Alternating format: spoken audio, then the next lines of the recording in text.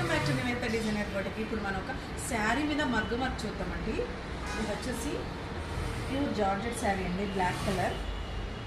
ఈ black colour sari మీద ఆ గోల్డ్ కలర్ అండ్ రెడ్ కలర్తో మగ్గ వర్క్ చేసామండి. శారీ అంతా కూడా ఇలా మగ్గ వర్క్తో ఫిల్ చేసాము బంచెస్.